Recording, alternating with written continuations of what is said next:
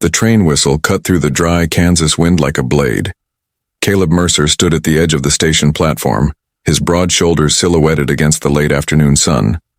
The rails hummed beneath his boots, carrying the promise of change, run, or perhaps trouble toward his quiet ranching life. The Mercer spread was a place of dust, cattle, and silence, but tonight it would no longer be a bachelor's kingdom. Tonight he would have a wife, though not through the ordinary twists of courtship or sweet chance meetings under prairie skies. No, his bride was purchased with ink and paper, arranged by letters sent across hundreds of miles. He was a rancher who had grown tired of loneliness, and she was a woman desperate enough, or brave enough, to answer as the locomotive rolled into view. Its black smoke smearing the horizon, Caleb felt the weight of every choice that had led him here. He thought of long winters spent mending fence alone, of suppers eaten in silence with only the ticking clock and the howl of coyotes for company. He thought of neighbors who had already built families, who gathered around warm stoves at Christmas while he watched the snow fall from a cold porch. When the advertisement for mail-order brides reached him by way of a traveling preacher, Caleb had hesitated only a moment. He wanted someone to stand beside him to keep the darkness of solitude from swallowing him whole. The train screeched and hissed, throwing sparks into the evening air. Families hurried to greet arrivals. Ranch hands called out for supplies, and a few soldiers descended stiffly, their eyes scanning the little town with suspicion. Caleb's gaze narrowed as the women disembarked one by one, each clutching a satchel, each face lined with fatigue from the long journey. Then he saw her. Eleanor Whitaker stepped down from the carriage with the careful poise of someone who carried both grace and sorrow in equal measure.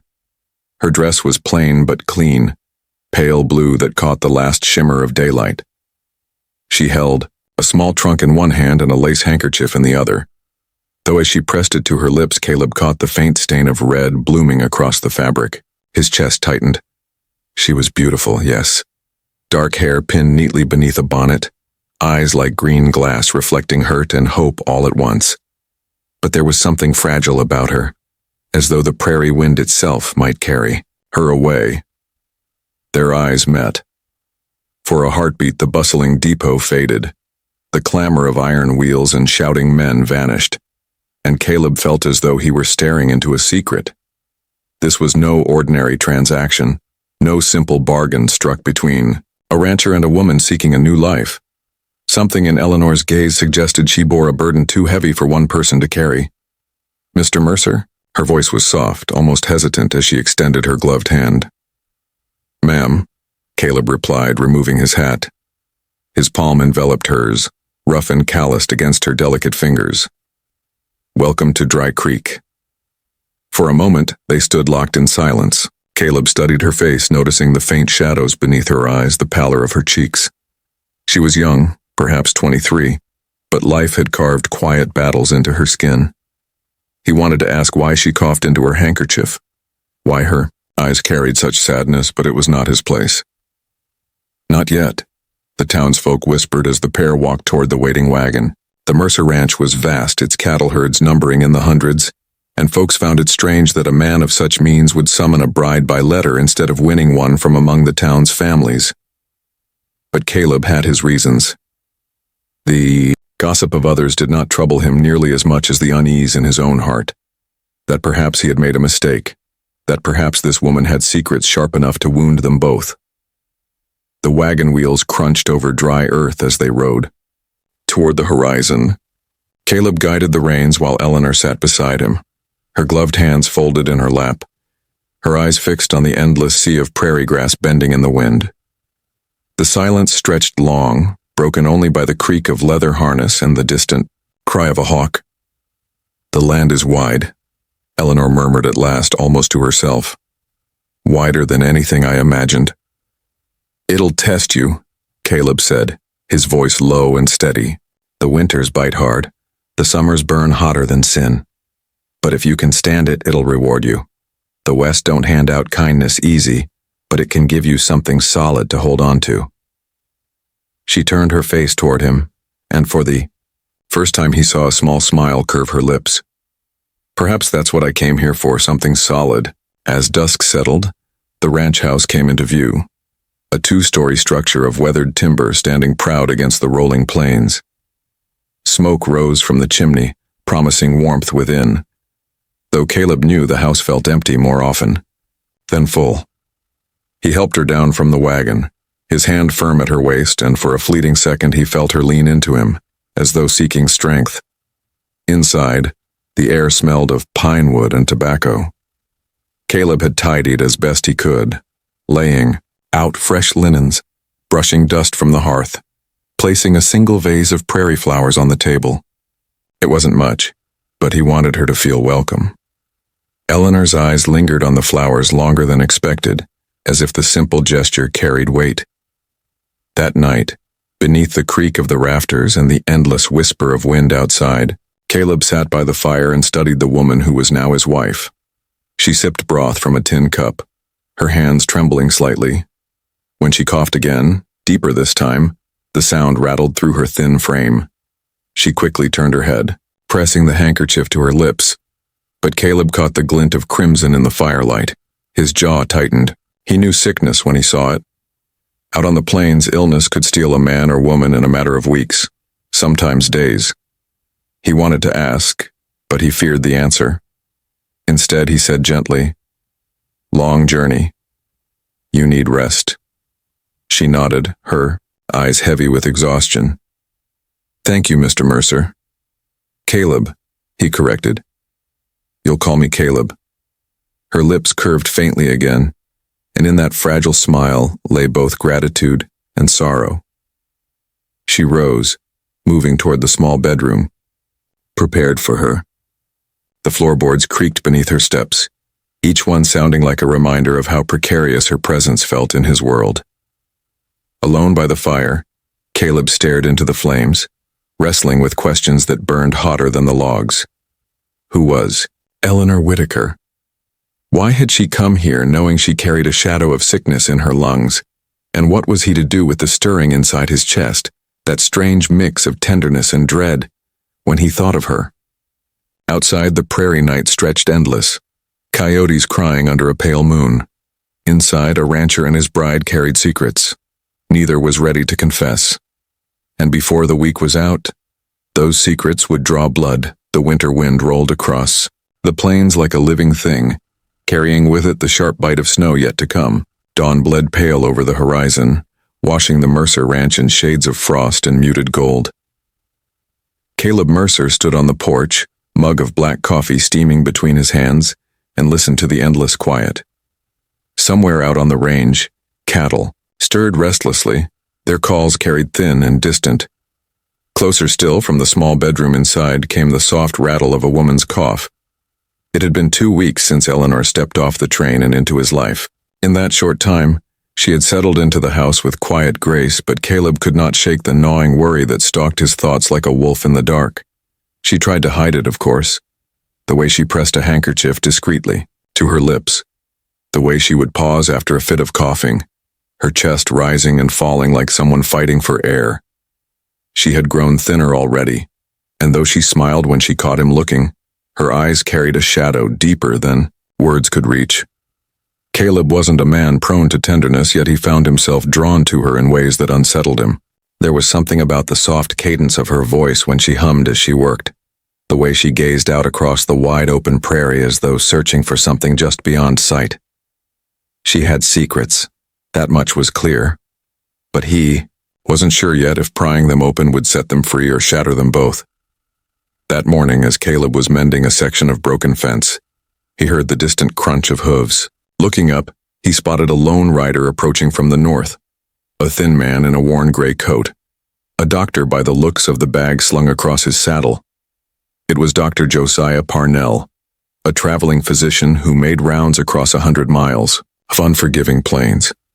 Caleb had sent for him days ago without telling Eleanor, his unease finally outweighing his pride. Dr. Parnell dismounted, shaking the cold from his hands.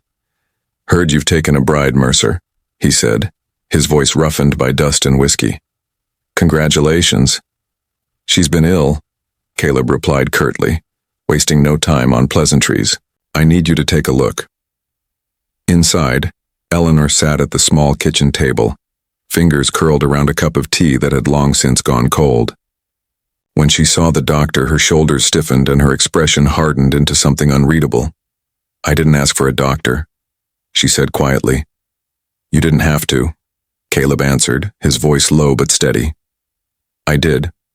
For a moment, defiance flashed in her green eyes, but it faded as quickly as it came. She nodded once, wordless, and followed the doctor into the small bedroom. Caleb lingered outside the door, his jaw tight as he listened to the soft murmur of questions, the rustle of clothing, the occasional stifled cough. When Dr. Parnell emerged, his face carried the weight of news he didn't want to give. He drew Caleb aside, lowering his voice so Eleanor couldn't hear. "Her lungs are weak," he said gravely. "Consumption, most likely. She's fighting it, but—" He hesitated, choosing his words with care. "You need to prepare yourself, Mercer. She may not last the winter." The words hit Caleb like a hammer blow. The ground seemed to shift beneath him, the noise of the ranch fading into a hollow ringing. For a long moment he said nothing, only stared past the doctor at the endless sweep of frozen prairie. "There's nothing you can do?" he finally asked, his voice rough. "Rest, warmth, clean air. Maybe a poultice or two if you can find a Lakota healer willing to share." The doctor's eyes softened, though his tone held no false comfort. "Sometimes it just runs its course. Sometimes it don't." Caleb thanked him and paid him for his trouble, though the coins felt heavy as lead in his palm. When the doctor rode away, the silence around the ranch grew heavier, almost oppressive. Inside, Eleanor sat by the window, her thin hands folded. In her lap, her gaze distant. "What did he say?" she asked without turning. Caleb hesitated, then lied. "He said you need rest. That's all." She nodded, though he suspected she already knew the truth. Days passed and winter crept closer, its breath whispering through cracks in the walls. Eleanor busied herself with small tasks, darning socks, tending to the hearth, preparing suppers that neither of them ate much of. Yet beneath the quiet routines, tension built like thunderclouds over the plains. One evening, as Caleb returned from checking the cattle, he found Eleanor standing barefoot on the porch, her hair loose around her shoulders, her eyes fixed on the distant horizon. "Storm's comin'," he said, stepping up beside her. "I heard the wind," she replied softly. "It carries voices, you know, if you listen close enough." Caleb frowned, glancing at her profile in the fading light. "Voices?" She nodded. "It's strange, but sometimes I think I hear my mother calling me. Sometimes it's just the prairie itself, whispering secrets to anyone foolish enough to listen." He didn't know what to say to that, so he said nothing. Instead, he stood beside her, the cold biting through his coat, and let the silence stretch between them. That night, as they sat by the fire, a knock came at the door, sharp, urgent, and unexpected. Caleb opened it to find Sheriff Grant Wilkes standing there, his hat dusted with frost, his eyes grave. "Mercer," he said without preamble. "You've heard of the Red Mesa Riders?" Caleb nodded slowly. Everyone had. "They've been hittin'. Homesteads up north. Took 3 men last week, shot another. Word is they're moving this way." Eleanor, listening from the hearth, went pale. "What do they want?" Caleb asked. "Same thing they always want," the sheriff said grimly. "Land, cattle, blood. Keep your rifle close, Mercer. It's going to get rough out here before spring." After the sheriff left, Caleb turned to find Eleanor watching him, her eyes wide with something deeper than fear, something like recognition. "You've heard of them before," he said quietly. She didn't answer. Instead, she rose, crossed the room, and placed a trembling hand on his arm. "Promise me you'll be careful," she whispered. "Whatever happens. Promise me." Caleb nodded, though unease coiled deep in his chest. She was hiding something. He felt it in her touch, in the tremor of her voice, in the haunted way she gazed into the dark beyond the window. Later that night, as the prairie wind howled and the fire burned low, Caleb discovered a small locked trunk beneath Eleanor's bed. Curiosity gnawed at him, but he forced himself to leave it be. until days later he found a folded letter tucked beneath her pillow. A letter addressed not to her, but from her, and it was written to another man. He sat at the edge of the bed, staring down at the folded letter in his hands, its creases worn soft from having been opened and read many times before. Eleanor's handwriting was delicate, almost hesitant. The ink faded as though it had traveled far. He read the salutation again, "My dearest Silas," and each word cut a little deeper. He stopped himself before reading further. It felt wrong, like trespassing into a part of her soul she hadn't offered him. Yet the discovery gnawed at him all the same. She had written to another man. She had loved someone before coming here, maybe still loved him. Outside, the prairie wind whispered against the shutters, carrying with it the faint cry of coyotes and the distant creak of frost settling in the timber. Caleb set the letter aside, rubbing a hand over his jaw as he tried to steady his breathing. He thought of asking her directly, of demanding the truth right there and then. But when he looked over his shoulder and saw her sleeping form curled beneath the quilt, so pale and fragile in the firelight, he couldn't bring himself to wake her. Instead, he stoked the embers and sat long into the night, wrestling with shadows, his own and hers. The next morning, the world wore its winter coat. Frost crusted the fence posts and the grass crunched brittle beneath his boots. Caleb saddled his horse and rode out to the north ridge, needing distance to think. The sky stretched wide and endless overhead, pale as bone, and somewhere far off a hawk circled slow and silent.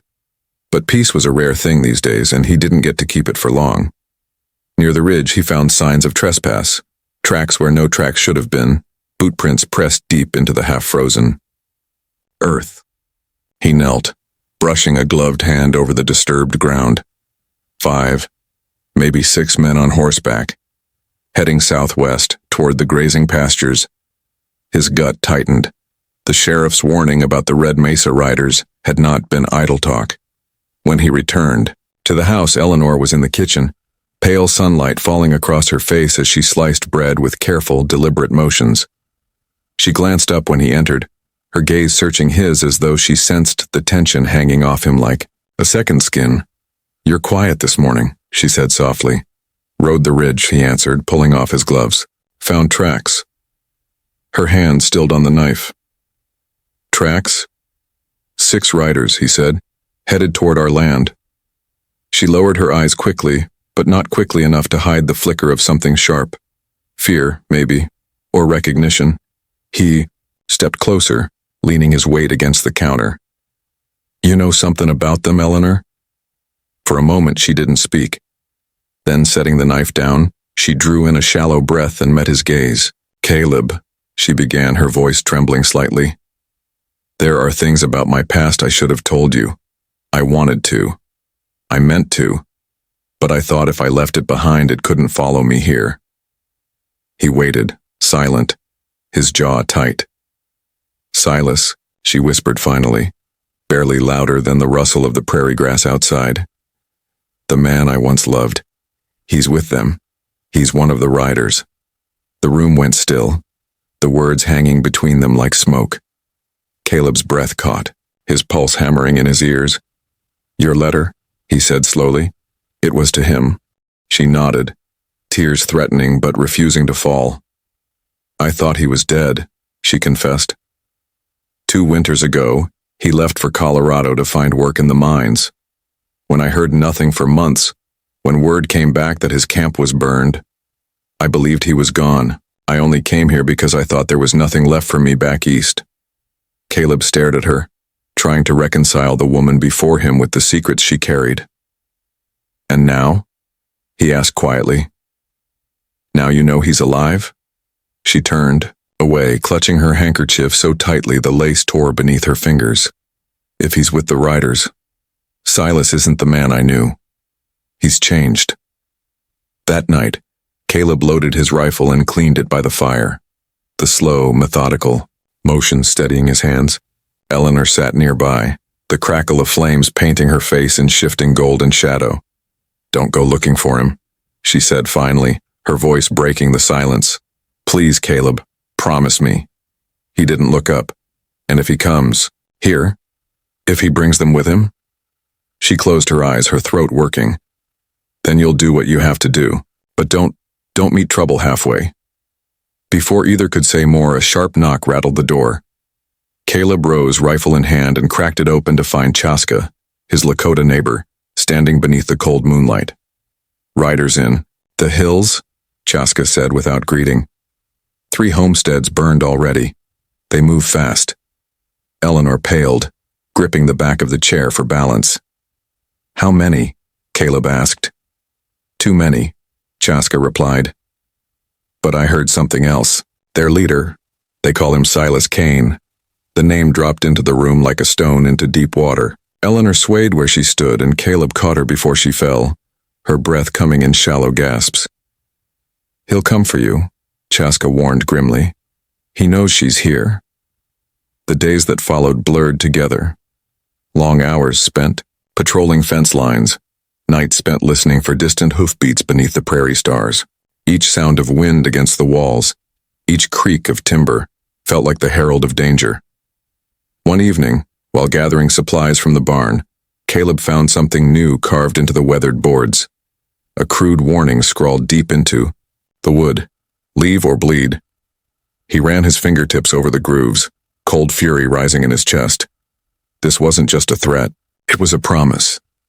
When he returned to the house, Eleanor sat by the window, staring out into the gathering dusk.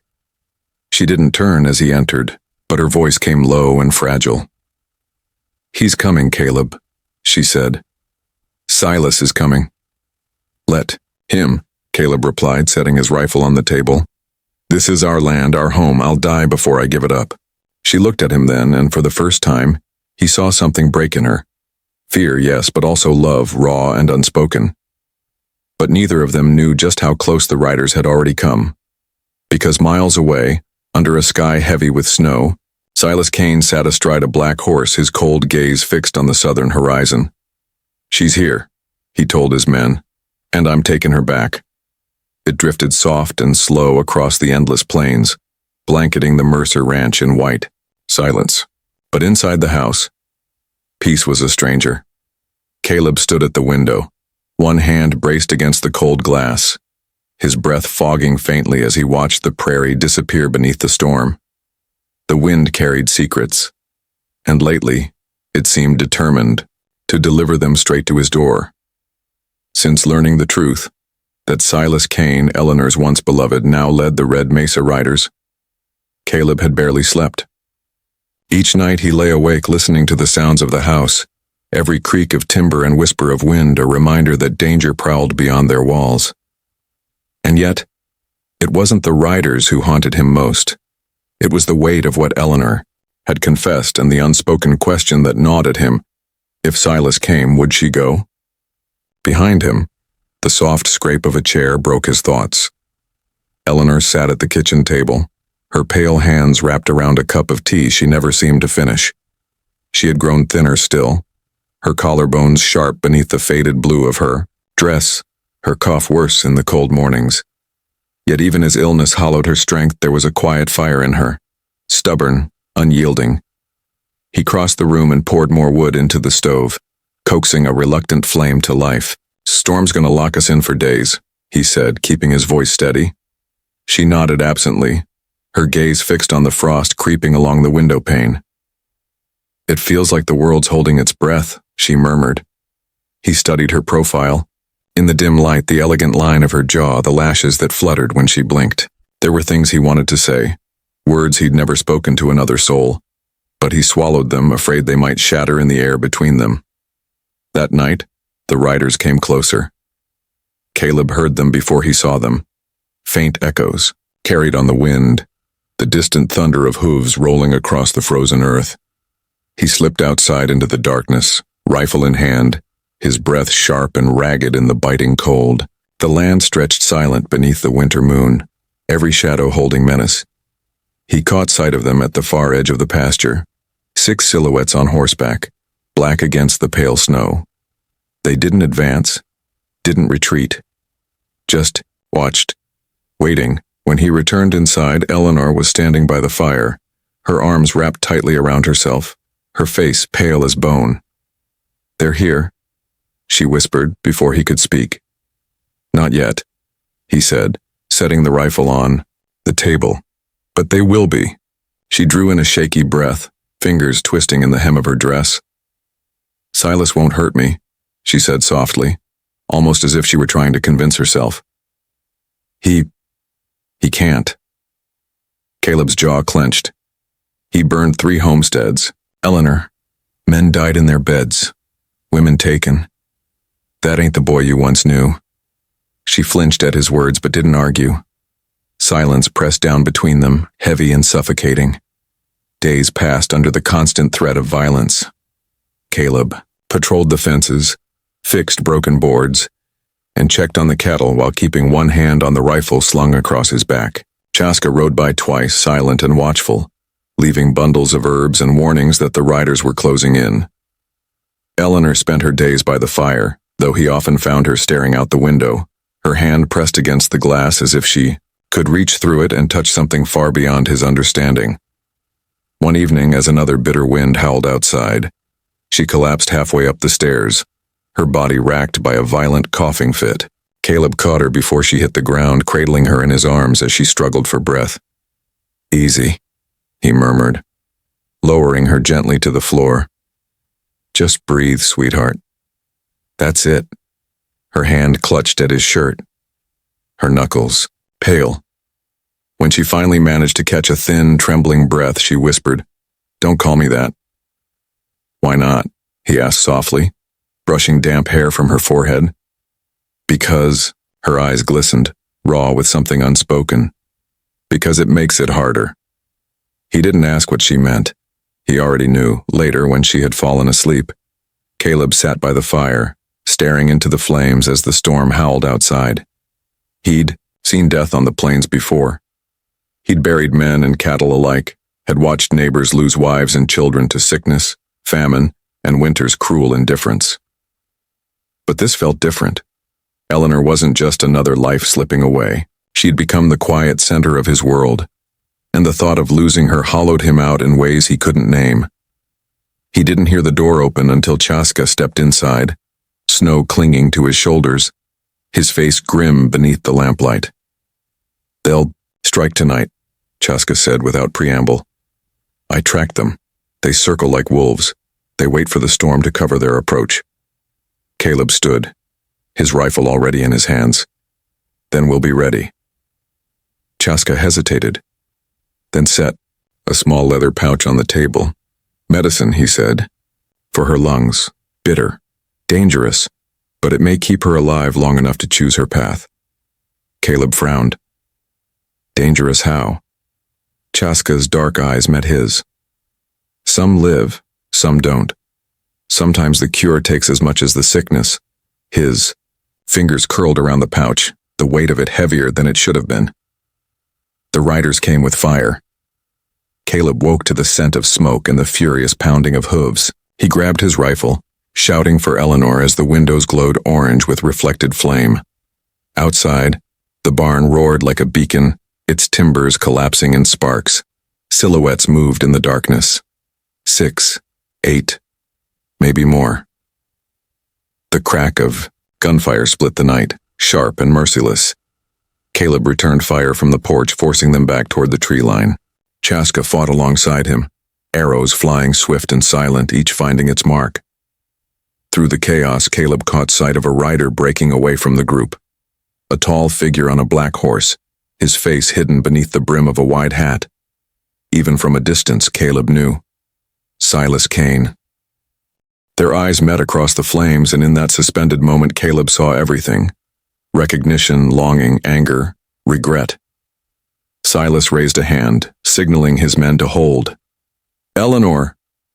His voice cut through the smoke and wind, raw and commanding. "Eleanor, come out!"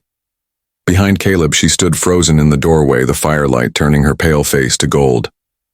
"Don't you move," Caleb growled, his voice low and dangerous. But she took a single step forward, tears tracking down her cheeks as Silas called her name again for the first time. Caleb understood the true meaning of helplessness. Not in facing bullets or flames, but in standing between the woman he loved and the man she could not forget. and somewhere deep in his gut, he knew this was only the beginning. Snow fell in, thick heavy sheets swallowing the world beyond the Mercer ranch until even the nearest fence posts vanished into white. The wind screamed across the plains, battering the shutters and clawing beneath the door, carrying with it a chill so deep it sank straight into bone.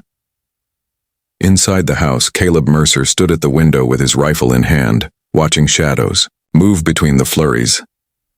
The Red Mesa riders were out there. He could feel them as surely as he could feel the pounding of his own heart. They were waiting, circling like wolves beneath the cover of the blizzard, and he knew they would not wait much longer. Behind him, Eleanor sat on the edge of the bed, pale and trembling, the firelight painting her skin in shades of gold and shadow. Each breath she drew was shallow, ragged, and when she coughed, the sound tore through the quiet like shattering glass. "Caleb," she whispered, her voice faint but urgent. "Please don't fight them." He turned from the window, his jaw tight, his knuckles white on the rifle stock. "They set fire to my barn, Eleanor. They shot at this house. They want this land. There ain't no talking with men like that." Her gaze searched his face, raw and desperate. But Silas chose his side, Caleb cut in, his voice low and cold. "And now I gotta choose mine." She flinched at his words as though he'd struck her and he hated himself for it. But the truth was a cruel thing out here. The West didn't care for old loves or lost promises. It cared for survival, and survival alone. By nightfall, the storm had turned savage. The roof groaned beneath the weight of snow and the wind howled like some restless spirit tearing across the plains. Caleb set lanterns in the windows and checked the locks twice. But even as he prepared, he knew wood and iron would not hold forever. Chaska arrived just after dusk, his horse coated in frost, his dark braids slicked with ice. He stepped inside, without a word, stamping snow from his boots and setting his bow by the fire. His expression was grim, his jaw tight with what he carried in silence. "How many?" Caleb asked, his voice rough. "9 riders now," Chaska answered. "2 more. Joined today. They make camp by the creek." "Close," Caleb muttered, cursing under his breath. "Too close," Chaska agreed. "They wait for the storm to hide their steps." Eleanor sat silently by the hearth, her thin hands folded in her lap, her face pale beneath the flickering light. She didn't ask questions, didn't speak Silas's name, but Caleb felt her fear as clearly as if she'd shouted it. When midnight came, so did the riders. The first shot shattered the silence, a single crack that split the night wide, open. Glass exploded inward, spraying the floorboards with shards. Caleb dropped low, dragging Eleanor to the ground as Chaska loosed an arrow through the broken window. Shadows moved outside, their shapes blurred by snow and firelight. The riders came hard and fast, their whoops and curses carried on the screaming wind. Bullets tore splinters from the walls and smoke filled the air as the front porch caught fire. Caleb returned fire, his rifle steady despite the tremor in his hands. He hit one rider square in the chest, watched him tumble from his horse into the snow only for another to take his place. "We can't hold him here," Chaska shouted over the din, his bowstring snapping taut again and again. "Too many." "We run," Caleb said, grabbing Eleanor's coat and throwing it around her shoulders. "Out the back to the hills." She tried to protest, but another shot rang out, splintering the door frame inches from her head. Chaska pushed open the rear door and the 3 of them plunged into the storm, swallowed by darkness and snow. The blizzard became their enemy as much as the riders. Snow lashed their faces, blinding and relentless, stinging their skin raw. The cold clawed at their lungs, stealing their breath with each step. Eleanor stumbled often, her strength failing. But Caleb caught her every time, his arm a steel band around her waist. "Just a little farther," he murmured, though he didn't know if it was true. "There's a cave in the ridge. We'll make it there." Behind them, the riders' shouts grew faint, muffled by the storm, but Silas's voice cut through, sharp and commanding, carried on the wind. "Eleanor!" She froze at the sound, her breath hitching, her wide green eyes locking on Caleb's. "Don't listen," he growled, tightening his grip. "Keep moving." But she faltered again when Silas called her name. his tone no longer furious but pleading. They reached the ridge near dawn, the storm easing just enough to reveal the jagged outcrop of stone. Caleb guided Eleanor inside the narrow cave, laying her down on a bed of dry moss while Chaska stood watch at the entrance. She was burning with fever now. Her cheeks flushed, her skin damp with sweat. The cough racked her thin frame until Caleb feared it might break her apart. He pulled the small leather pouch from his coat, the medicine Chaska had given him, and weighed it in his hand. "This'll help her," Chaska said quietly from the shadows. "Or kill her," Caleb muttered. "Or kill her," Chaska agreed. Eleanor's gaze flickered between them, glassy but aware. "Give it to me," she whispered. "Please, Caleb." His hand shook as he prepared the bitter draught, tilting it carefully against her lips. She swallowed weakly, her lashes fluttering shut as he brushed damp hair from her forehead. By nightfall, they heard the riders again. Their campfires burned, just below the ridge, faint glows against the white sweep of snow. Caleb crouched near the cave's mouth, his rifle resting across his knees, his eyes fixed on the figures moving below. Silas was among them, his tall frame unmistakable, his black horse stamping restlessly in the frost. "He won't leave," Caleb said quietly. "No," Chaska replied, his voice low and steady. "He waits for her." Caleb's jaw clenched as he stared at the man who haunted Eleanor's past, the man who now threatened her future. He thought of killing him. It would be easy from here. One shot through the heart, and Silas Kane would fall, and maybe the riders would scatter. Maybe this would all end. But even as his finger brushed the trigger, he hesitated. Because deep down, beneath the cold and the anger, he knew Silas wasn't just his enemy. Silas was part of Eleanor's heart, a part Caleb could never touch, and killing him would change her in ways he couldn't bear. As dawn crept across the frozen plains, Caleb lowered his rifle and closed his eyes, the weight of his choices settling like stone in his chest. Below the ridge, Silas Kane looked up through the swirling snow and smiled. He knew exactly where they were. Beneath the ridge, the prairie stretched out like a vast white ocean, its surface cracked and glittering beneath the cold spring sun. But the red mesa riders still lingered, camped just beyond sight, their fires coiling smoke into the pale sky. They were waiting, for weakness, for surrender, or for the perfect moment to strike. Inside the narrow cave, Caleb Mercer sat with his back against the cold stone, cradling his rifle across his knees. Exhaustion clung to him like a second skin, yet he forced his eyes to remain open, scanning the tree line below. Chaska crouched near the entrance, silent as a shadow, while Eleanor lay bundled in blankets deeper inside, her breath shallow and uneven.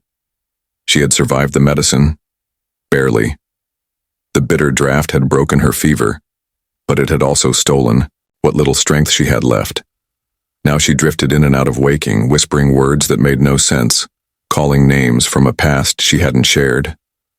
Each time her eyelids fluttered open, Caleb was there, brushing damp strands of hair from her forehead, murmuring reassurances he wasn't sure he believed. "Rest, sweetheart," he'd whisper. "Just rest." But rest never lasted long, and the riders outside never moved far enough to breathe easy. On the third night, Silas Kane came alone. The snow crunched softly beneath his boots as he approached the ridge, his black coat blending into the shadow of the trees. He didn't carry a rifle this time, only a single revolver holstered at his hip and a white cloth tied to his belt. Caleb spotted him first and raised his rifle, his finger curling around the trigger. But Silas stopped at the edge of the clearing, lifting his hands slowly, palms open. "Don't shoot, Mercer," he called, his voice steady against the cold. "I came to talk." Caleb hesitated, then glanced at Chaska, who gave a slight nod. They both knew it could be a trick, but there was something in Silas's posture, a weariness, a quiet weight, that didn't feel like deceit. "Talk fast," Caleb growled, stepping out from the cave's mouth, rifle still raised. Silas's gaze flicked past him, toward the shadowed interior where Eleanor lay, and for a moment, his voice caught before he steadied it. "I didn't come to hurt her," he said. I didn't even know she was here until the riders caught word. I left her behind years ago, Caleb. I thought she'd hate me for it. Maybe she should. Caleb said nothing, his breath clouding in the frigid air. I ain't the man she loved anymore, Silas continued, his voice lower now, almost hoarse. The riders, they saved my life when I had nothing, but they're killers. Thieves. I stayed with them because I owed 'em my blood and because I didn't have anywhere else to go. But if I'd known Eleanor was here, his voice broke just slightly, I wouldn't have brought this to her door. For a moment, the wind whistled through the trees, carrying silence between them like a fragile truce. You expect me to believe that? Caleb asked finally. Silas lifted his chin. Believe it or don't. But listen close. The riders ain't after you. They're after her. Caleb's grip tightened on the rifle. Why? Because she's leverage, Silas said flatly. The man running the mesa now, Colton Vey, he owes debts back east. Eleanor's family name carries weight. He figures if he takes her, he can make a tidy ransom off it. The words hit Caleb like a fist. He'd known Eleanor carried secrets, but he hadn't expected this. That somewhere beyond the horizon, her name was currency, and the life they'd built here was little more than borrowed time. Before he could speak, a ragged cough echoed from within the cave. Silas froze, his expression twisting as the sound reached him. She's sick, he said quietly. God help me. She's still sick. The riders attacked before dawn. There was no warning, no hoofbeats, no shouts, just the sudden roar of gunfire tearing through the stillness. Caleb and Chaska fired from the mouth of the cave, their shots cracking across the snow-covered clearing. Figures darted between the trees, their shapes barely visible in the half-light. Silas fought alongside them this time, his revolver flashing as he shouted orders to misdirect the riders he'd once called brothers. Two fell quickly beneath his aim, but more surged forward, reckless and relentless. Eleanor stirred inside the cave, her voice weak and panicked. Caleb, what's happening? He crouched beside her, cupping her face in his calloused hands. Stay down, he murmured, pressing a kiss to her forehead before grabbing his rifle and returning to the fray. The snow became a battlefield, churned red beneath the boots of the living and the fallen alike. The sharp tang of gunpowder filled the air, mingling with the metallic sting of blood, and then, through the chaos, Caleb saw Colton Vey himself. Tall, broad-shouldered, a cruel grin splitting his scarred face. He rode straight for the cave, firing wildly as he came. Caleb raised his rifle, but Silas moved first. He threw himself into the path of the bullet meant for Eleanor, the shot tearing through his side as he tackled Vey from his saddle. The two men crashed into the snow, struggling viciously until Silas wrested Vey's pistol from his hand and turned it on him. This ends now, Silas spat, pulling the trigger. Vey fell still. By sunrise, the riders were gone, scattered into the plains like ash on the wind. The clearing lay silent, littered with bodies and broken weapons. Caleb knelt beside Silas, pressing his hands to the wound in his side, but the blood seeped fast and hot between his fingers. Don't waste your breath, Silas said with a faint, bitter smile. I've been running from death a long time. Reckon it's caught me fair. Caleb shook his head, jaw tight. Don't you dare leave her again. Silas's gaze drifted past him, toward the cave where Eleanor lay watching, tears shining in her eyes. His lips parted as if to speak, but no words came. Only a soft, rattling sigh. And then he was gone. Eleanor buried her face in Caleb's chest and wept until the sun rose high. Spring came slowly to the plains as though the land itself needed time to heal. The snow melted, feeding the rivers until they ran wild and full again, and the prairie bloomed in shades of gold and green. Lilacs burst along the fence line of the rebuilt Mercer ranch, their sweet scent drifting on the warm breeze. Eleanor recovered, though she moved more carefully now, her strength fragile as glass. She carried Silas's memory with her, not as a wound, but as a reminder of the choices they'd made, the lives lost, and the second chance neither of them had expected. One morning, as Caleb saddled his horse beneath the rising sun, Eleanor joined him on the porch, her hand brushing against his. You saved me, she said softly. He shook his head, his gaze fixed on the horizon. We saved each other. She smiled faintly, her green eyes brighter than he'd seen them since the day she stepped off the train. Then maybe it's time we start living. And for the first time in months, Caleb believed her, because the riders were gone. The prairie was theirs again. And when the lilacs bloomed, so too did hope.